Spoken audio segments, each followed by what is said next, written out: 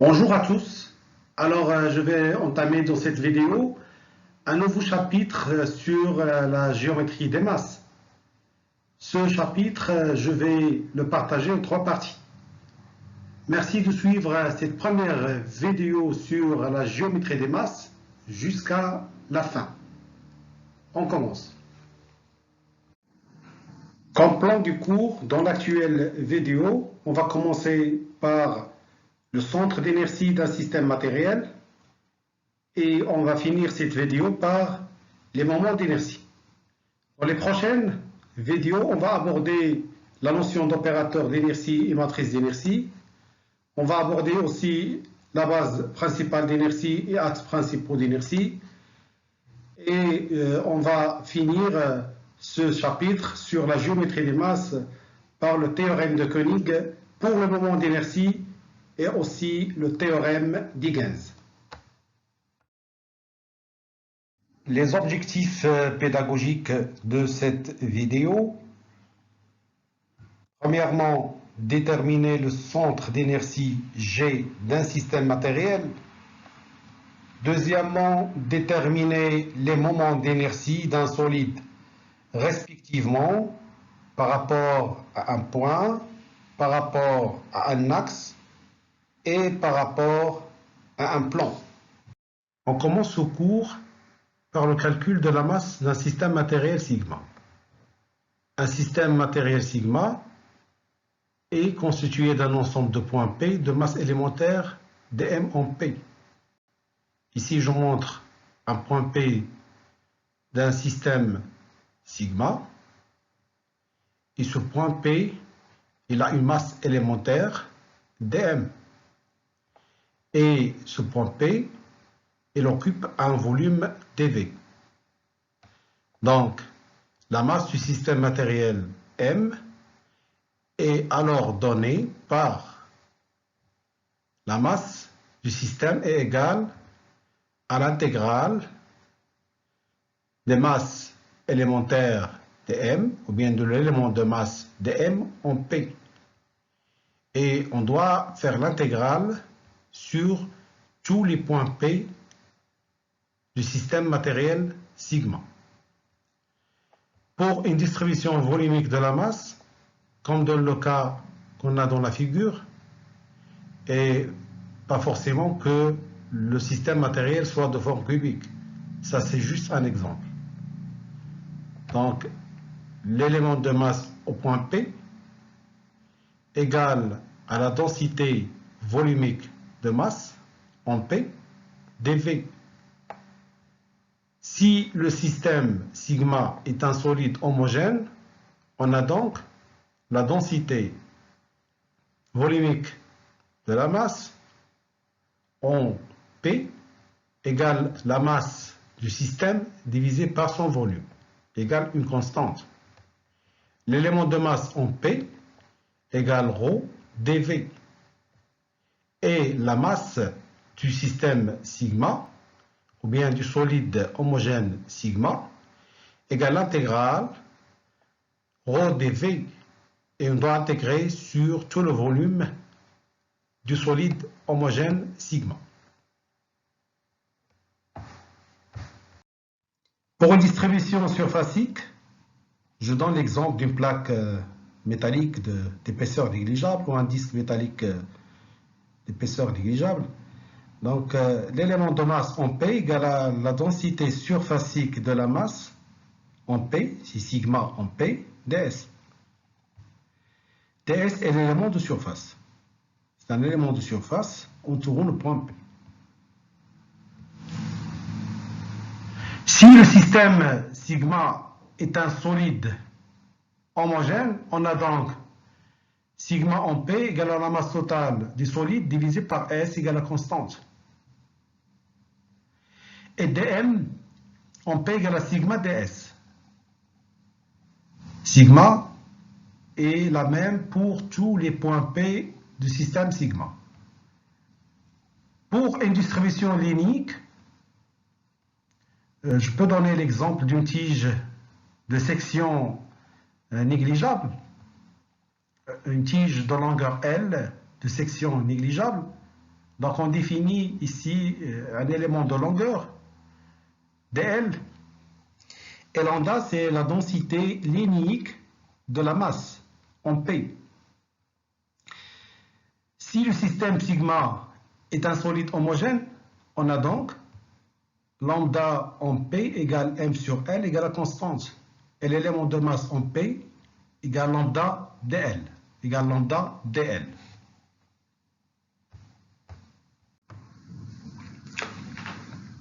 J'arrive maintenant au centre d'inertie G d'un système matériel sigma.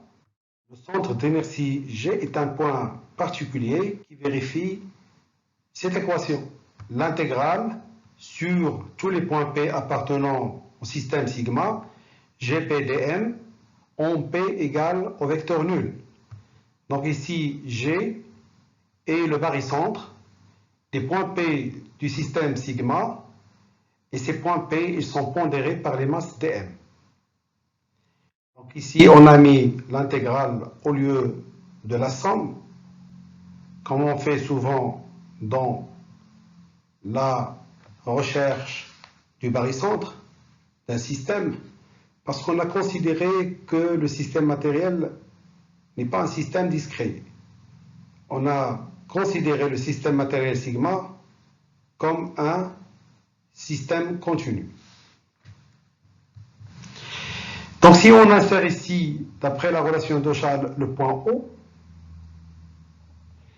un point arbitraire qui peut être l'origine d'un repère, R par exemple, c'est un point arbitraire qu'on choisit d'une manière arbitraire, on peut démontrer facilement que OG égale cette intégrale, c'est l'intégrale de OPdm sur l'intégrale dm, qui est égale l'intégrale OPdm sur la masse du système. Et c'est cette équation, ou bien cette définition du vecteur position de OG qu'on va utiliser dans la pratique pour déterminer les coordonnées du point G, c'est-à-dire les coordonnées du centre d'inertie. Voilà, soit R0, un repère orthonormé direct fixe d'origine O et de vecteur unitaire IJK. OG, par définition, égale l'intégrale OPdm sur l'intégrale dm. Égale OP, je la remplace par le vecteur xi plus yj plus zk. X est l'abscisse du point P, y est l'ordonnée et z est la cote, dmp, sur la masse intégrale dm, sur tous les points P appartenant à sigma. Donc on peut facilement trouver que c'est l'intégrale xp dm sur l'intégrale dm, i, plus l'intégrale yp dm sur l'intégrale dm, j plus l'intégrale ypdm sur l'intégrale dm, k. Et OG égale aussi à xgi, yj, gj plus zgk. xg est l'abscisse du point G dans le repère R0, yg son ordonnée et zk sa cote. Donc xg est égal à l'intégrale xpdm sur m, yg égale l'intégrale ypdm sur m, et zg égale l'intégrale z en p dm sur la masse du système. Centre d'inertie d'un système composé, soit sigma, un système matériel composé de n solides indéformables, SI.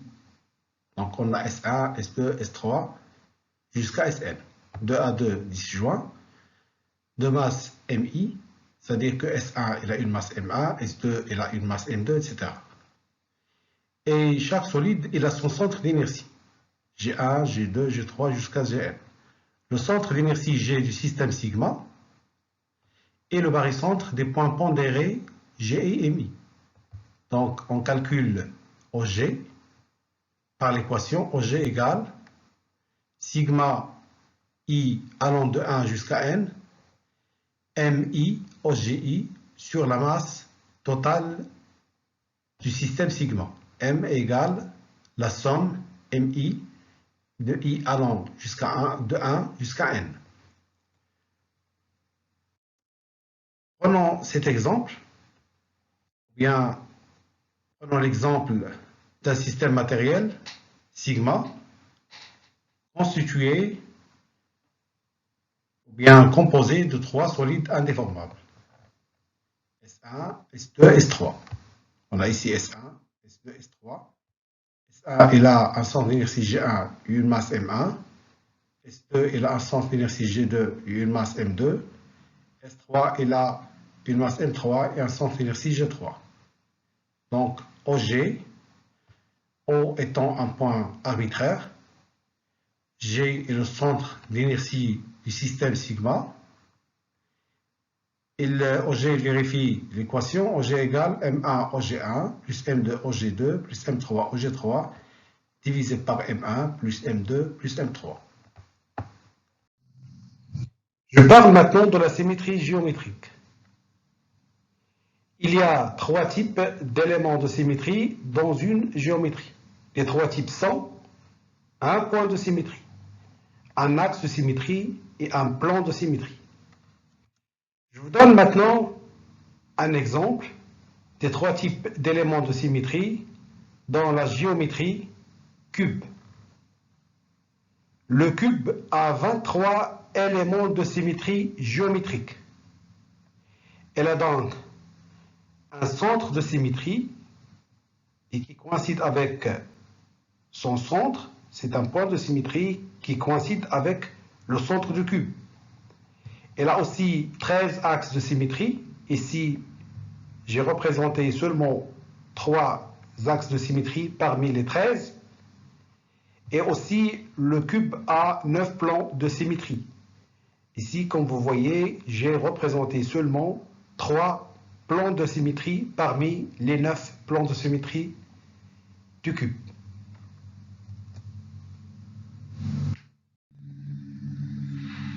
J'arrive maintenant à la symétrie de révolution. La symétrie de révolution est un type de symétrie géométrique. La révolution consiste à faire tourner une surface à 2 dimensions autour d'un axe.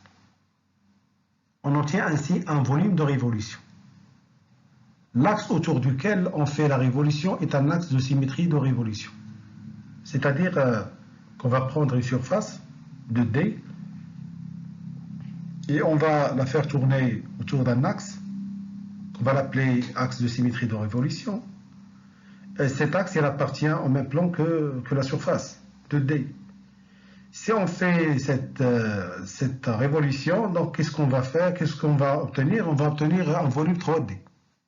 C'est-à-dire que cette surface, lorsqu'il va tourner autour de cet axe, il va créer ou bien il va balayer un volume.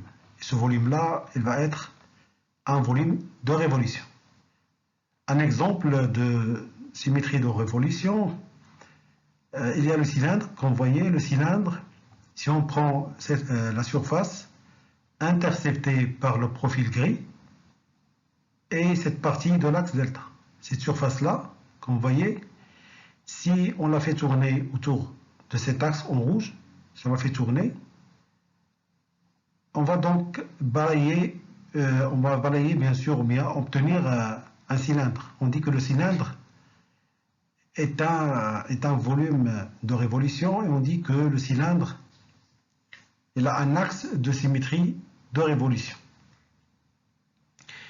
Même chose pour le cône circulaire droit. Si, par exemple, ici, on prend la surface interceptée par ce profil en gris et cette partie de l'axe rouge, cette surface-là, surface de D, si on la fait tourner autour de l'axe en rouge, d'un angle 360 degrés, donc cette surface-là, elle va créer un volume. Et ce volume-là, c'est le cône circulaire droit. On dit que le cône est un volume de révolution.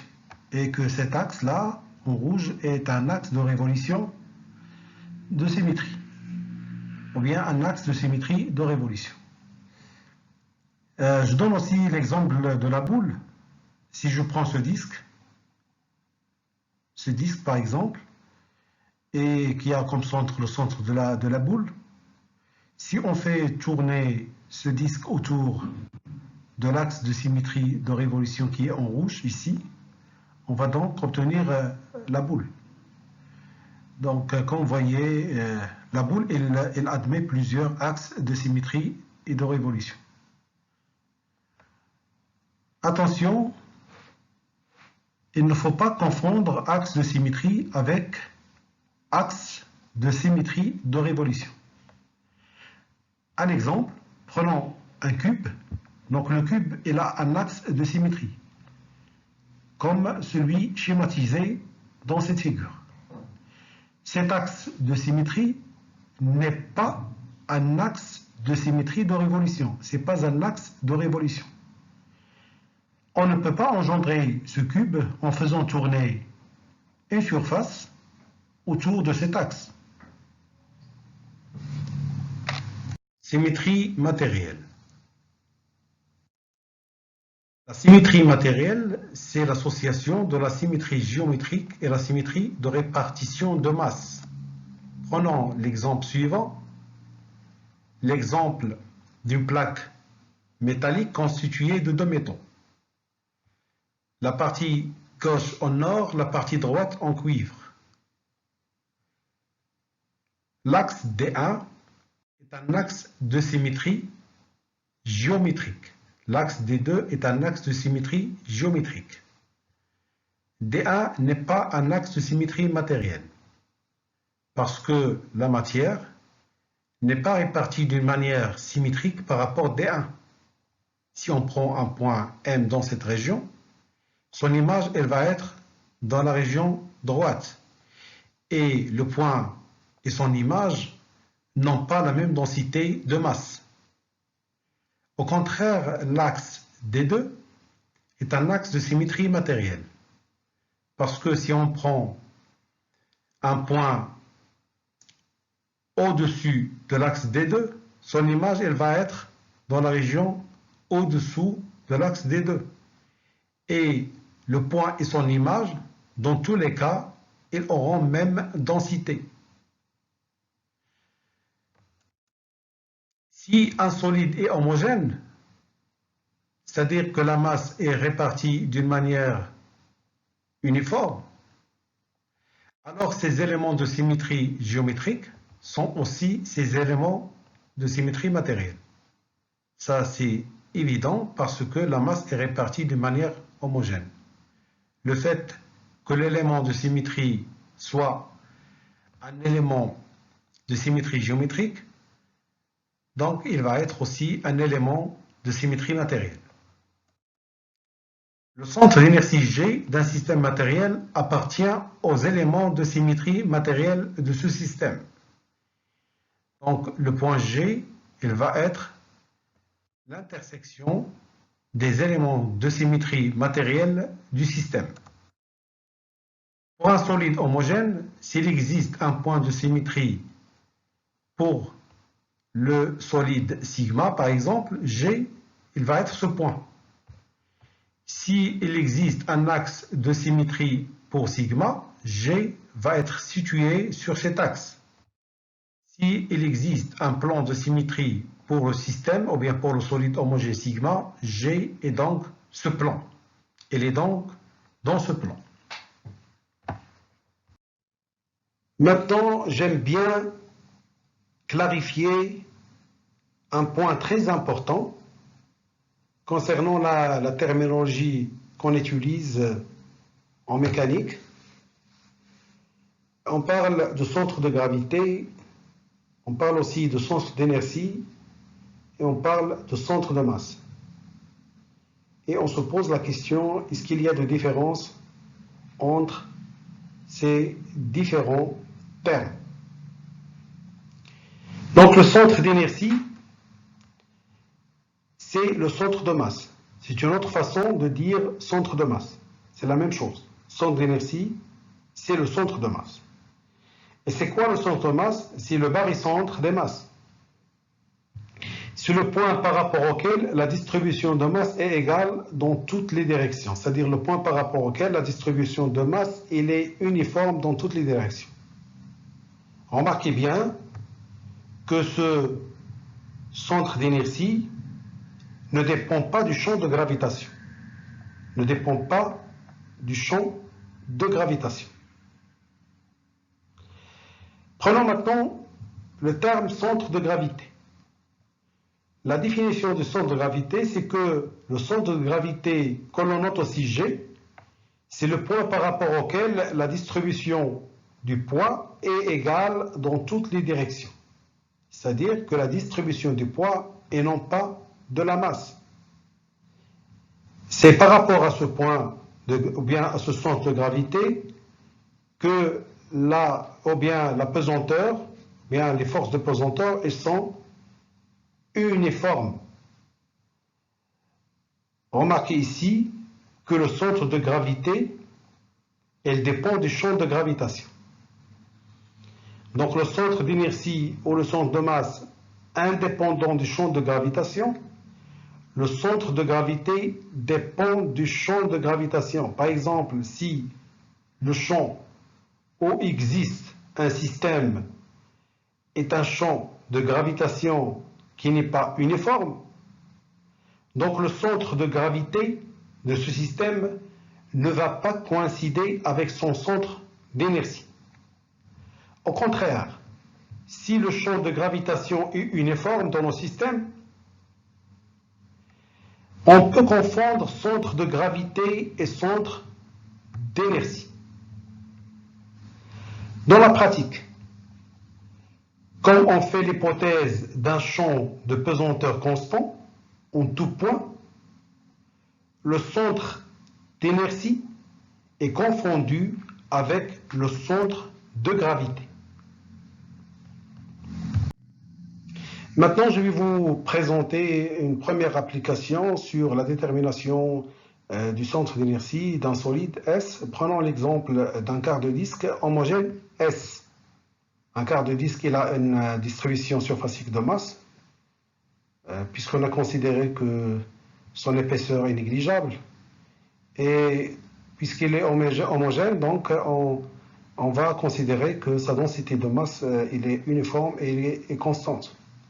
La densité de masse surfacique, sigma, est constante, parce que le disque est homogène.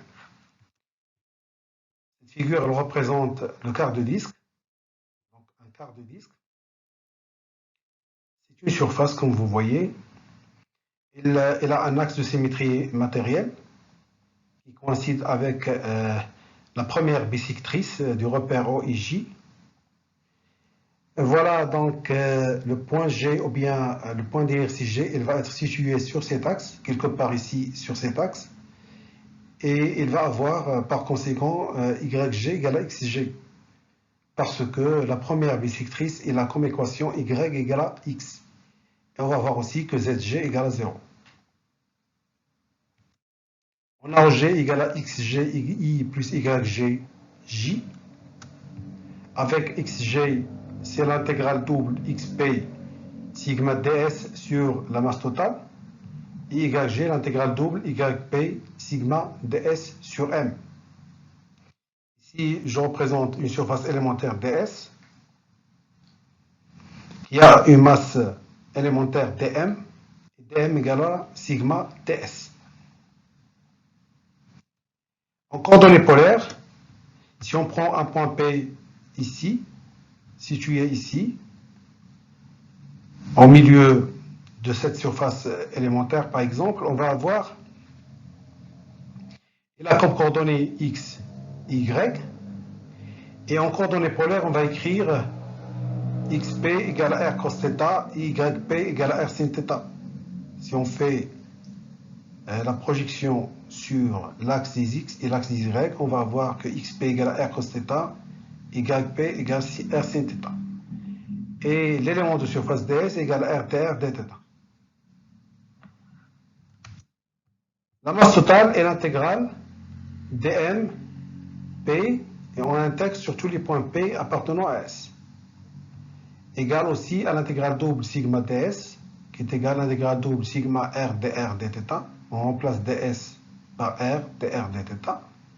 On fait l'intégration de sigma r dr de 0 à r et dθ de 0 à pi sur 2. Θ, il varie de 0 à pi sur 2 et r, il varie de 0. Vous voyez ici r, il varie de 0 à r. R est le rayon du disque. On va trouver que la masse totale égale sigma pi r carré sur 4. xg égale intégrale double x en p sigma ds sur grand M. M, c'est la masse du quart du disque. Égale aussi l'intégrale double sigma r cos θ r dr dθ.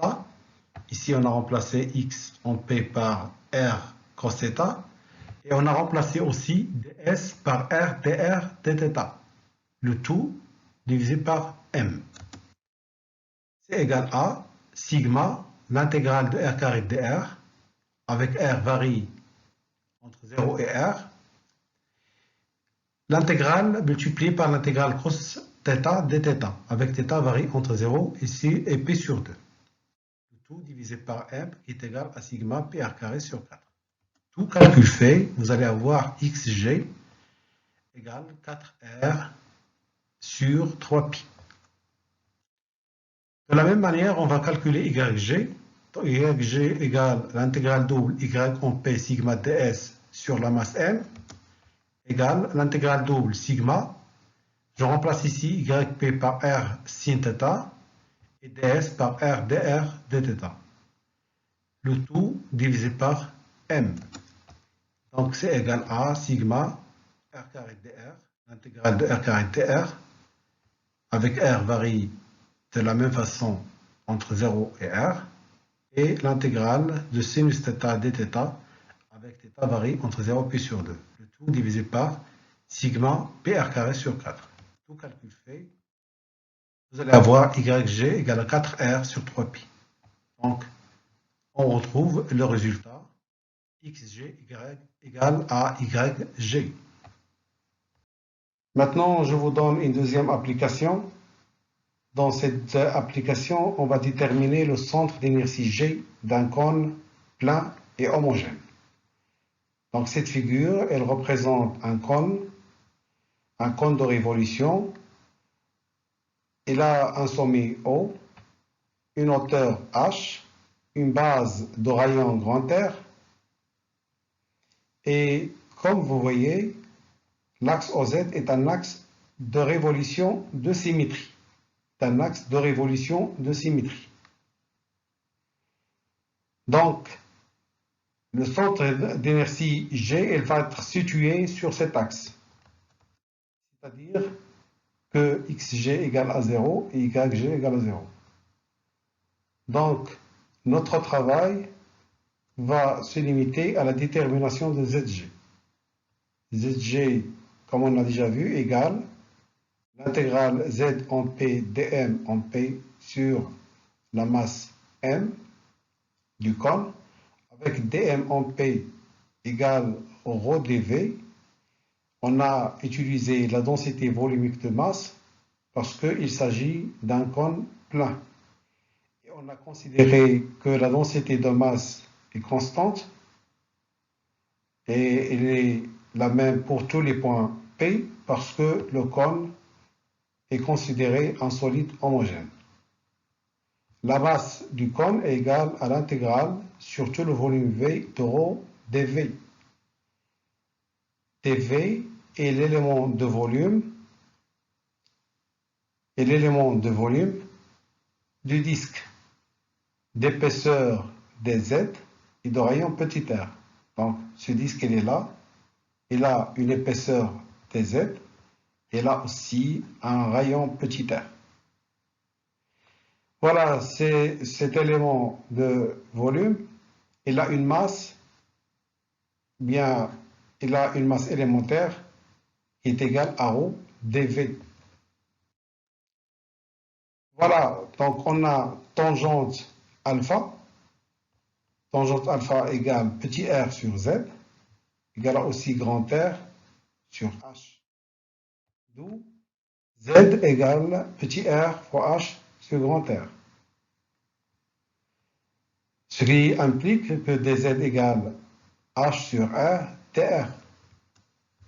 Or dv, le volume, ou bien l'élément de volume, est égal à pi r carré fois H, c'est un disque, comme vous voyez, l'élément de volume est un disque de rayon petit r et d'épaisseur dz.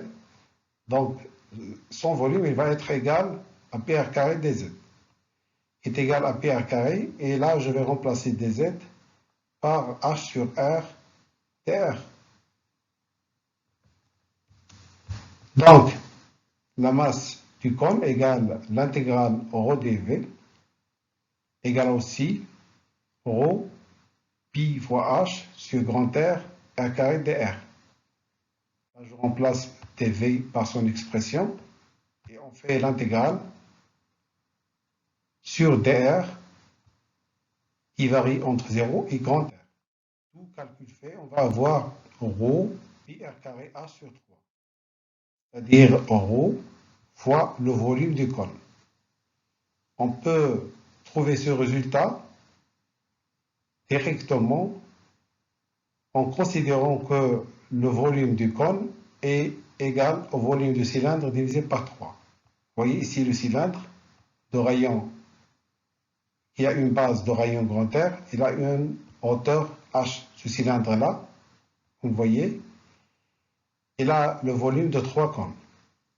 Donc le volume du cône égale au volume du cylindre divisé par 3. Le volume du cylindre égale pi r carré fois h. Et le volume du cône va être pi r carré fois h divisé par 3.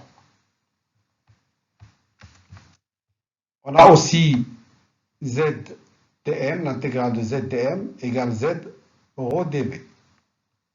Égale, là je vais remplacer z par r h sur grand R, et je remplace dv par pi r carré h sur grand R dr. On va voir cette expression-là. Et on va faire l'intégrale de rho pi h carré sur r carré, l'intégrale r3 dr avec petit r varie entre 0 et grand R. Tout calcul fait, on va avoir rho pi r carré, rho pi grand R carré h carré sur 4. D'où, donc, Zg, c'est rho pi r grand R carré h carré sur 4 divisé par rho pi r carré h sur 3. Tout calcul fait, vous allez avoir Zg égale 3h sur 4. J'arrive maintenant au moment d'inertie. Par définition, le moment d'inertie est un scalaire, ce n'est pas un vecteur, qui caractérise la géométrie des masses d'un solide. C'est-à-dire, il caractérise comment la masse est répartie autour d'un point, s'il s'agit bien sûr du moment d'inertie par rapport à un point, ou comment la masse est répartie par rapport à un axe s'il s'agit du moment d'inertie par rapport à un axe, et il caractérise la répartition de la masse autour d'un plan s'il s'agit du moment d'inertie par rapport à un plan. Physiquement, le moment d'inertie est une grandeur qui quantifie la résistance à une mise en rotation d'un solide. Pour un moment d'inertie par rapport à un point, donc, on quantifie la résistance à une mise en rotation autour d'un point. Pour le moment d'inertie par rapport à un axe, donc ce moment, il quantifie la résistance à une mise en rotation autour de cet axe. Pour le moment d'inertie par rapport à un plan, ce moment, il quantifie la résistance à une mise en rotation autour de ce plan. Passons maintenant à la définition, bien à l'expression du moment d'inertie d'un solide S par rapport à un point O. Ici, on a un solide S. Ici, on a un repère d'origine O. Le moment d'inertie du solide S par rapport au point O égale l'intégrale de la norme de OP carré, la norme carrée de OP, dm en P. Et on doit intégrer surtout les points P appartenant à S. Voilà, donc je passe maintenant moment d'inertie d'un solide S par rapport à un axe delta. Ici, nous avons un solide S, P un point du solide, qui peut être tous les points du solide. Si vous avez l'axe delta, il est dirigé par un vecteur unitaire U. Ici, vous avez H, c'est la projection orthogonale de P sur l'axe delta.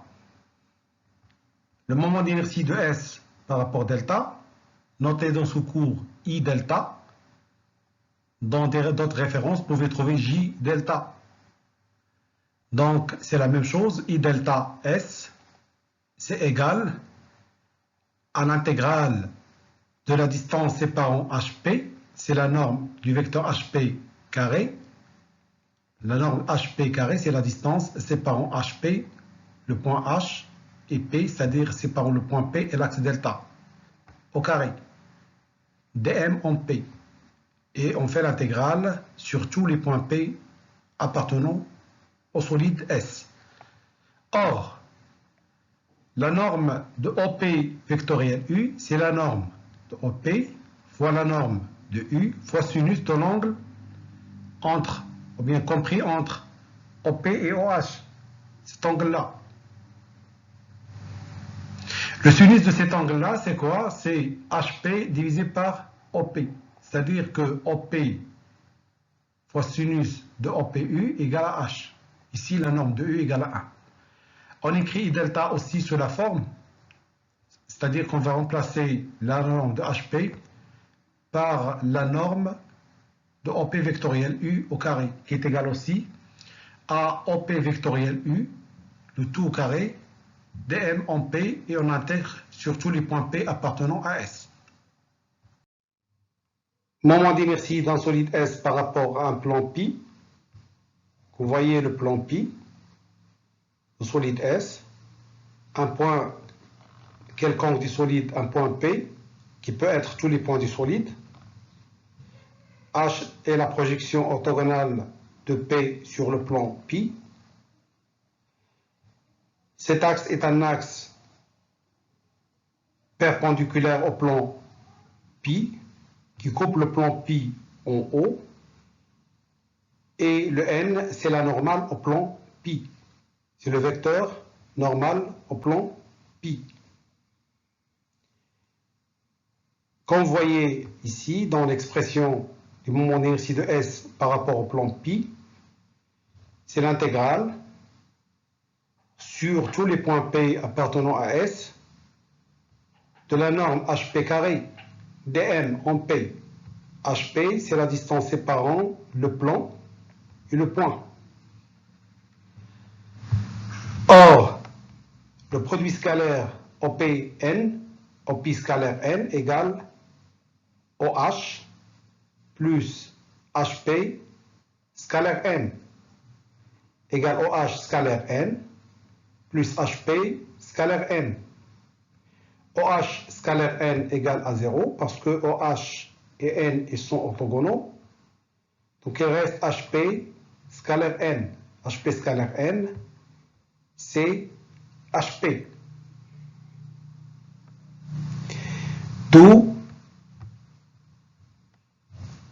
le moment d'inertie de S par rapport au plan π égale l'intégrale sur tous les points P appartenant à S, produit scalaire OP avec N, carré dm en P. Maintenant, je vais clarifier la notion d'inertie. L'inertie caractérise la résistance qu'oppose un corps par sa nature propre à une variation de mouvement. Prenons l'exemple d'un camion et une moto. Par expérience, il est plus difficile d'accélérer un camion qu'une moto, comme il est plus difficile de le freiner. Le camion a une inertie plus grande que celle de la moto. Pour un système matériel au mouvement de translation, la masse est la quantité qui caractérise l'inertie. Maintenant, on peut expliquer l'inertie importante dans le cas du camion par rapport à celle dans le cas de la moto, par le fait que le camion a une masse plus grande que celle de la moto. Le camion a une masse plus grande, donc il a une inertie plus grande. Donc il va montrer plus de résistance quand on veut le mettre en mouvement, et il va montrer aussi plus de résistance quand on veut le freiner. Pour un système matériel en mouvement de rotation, il est nécessaire de préciser la répartition de cette masse. Comment la masse est répartie dans ce système matériel. Pour un système en mouvement de rotation autour d'un axe fixe, la quantité qui caractérise l'inertie est le moment d'inertie par rapport à cet axe. Comme on a déjà vu, plus le moment d'inertie par rapport à l'axe de rotation est plus grand, plus qu'il est difficile de mettre le système ou bien le solide en mouvement de rotation.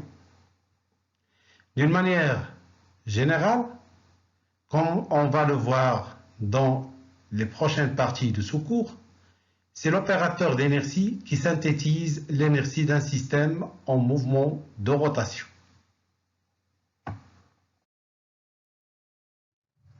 Merci de votre attention et on se donne rendez-vous dans la deuxième partie du chapitre Géométrie des masses. Au revoir.